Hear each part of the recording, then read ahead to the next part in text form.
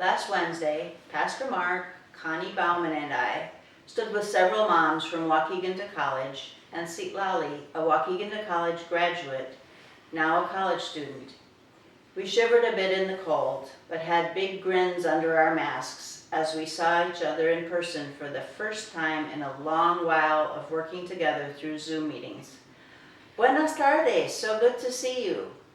I translate for a couple of the women whose English is still improving. Seatlali had arranged a photo shoot for us in front of the North Shore Trust and Savings on Lewis Avenue as part of our celebration of the free Wi-Fi project. The bank was the first of 5 buildings to host installation of a router so that families living within 1.5 miles can have access to a high-speed free Wi-Fi connection. The other 4 buildings are schools, each in an area serving kids with the most need.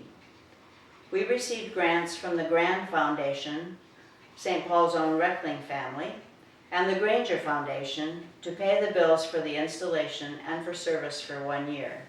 We are hoping the city and or the state will pick up the cost once they see how well it works. For this year, Lake County did not receive any money from the state for Wi-Fi like Chicago did. Those of us in the picture represent the Waukegan team of Lake County United. Several of our projects have been put on hold since the pandemic started, so we asked what we could do to meet a pressing need this year. The response was that when a parent is working from home, with maybe a college student and other school children learning remotely, a good Wi-Fi connection is paramount. There are programs for $10 internet service, but when a family has lost a job and is struggling to pay rent or buy food, it is still unaffordable. A quote from a book club we've just finished says, "It is a mistake to think news happens somewhere else, to others. The news is always about you. You must simply fit yourself in it. You must see how, you must be vigilant." Since I grew up in another culture, I spent my working years teaching history and languages. I tried to teach my students to be open to learning about and from other people and cultures.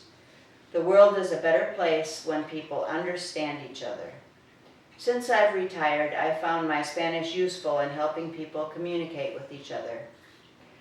Micah 6:8 has always been one of my favorite verses. What does the Lord require of you but to do justice and to love kindness and to walk humbly with your God? A rallying cry at many protests this year has been, "No justice, no peace." Our theme for this week's Advent service is peace. When we can do our part to try to get everyone an equal chance at an education, we will be getting closer to peace. The other big project of this Waukegan team of faith leaders and Waukegan to College parents is to repurpose the land around the Lake Behavioral Hospital, which used to be St. Therese, into a sustainable living project. Waukegan has not had a large-scale new construction in years, and we would like to include an environmental aspect, solar power, for example. Father Jean from Christ Episcopal said that we need to make it beautiful so that people in the area could be proud of it and get behind some multi-residential living spaces. Rebecca Riddle Solano says there is a lot of need for housing in Waukegan. When Vicar Robin and I met with Pastor Nestor from Sagrado Corazon, he agreed that his congregation could get behind this.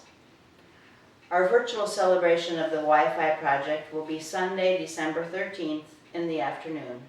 I hope many of you can attend.